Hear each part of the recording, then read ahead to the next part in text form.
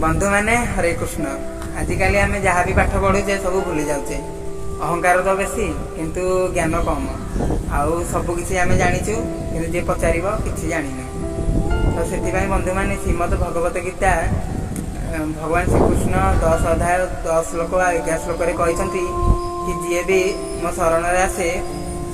आउ बिना स्वार्थ मोर भक्ति करे मोर सेवा करे निष्काम भाव सेवा करे आउ मोर नाम उच्चारण करे सी अज्ञानी थे भी मुझे ज्ञानी कर दिए मूर्ख थे भी पंडित कर दिए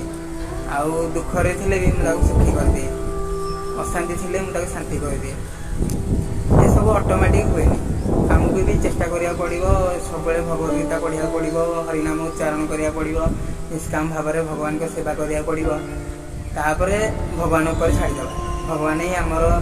परमात्मा रूप में आम भितर रहीकि आमर अज्ञान रूप अंधकार ज्ञान रूप आलोक द्वारा सब नष्ट करदे जहाँपर अज्ञान सब पापर मूल जड़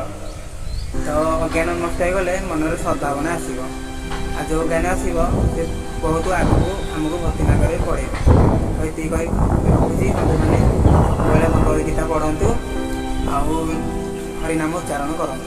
हरे कृष्ण।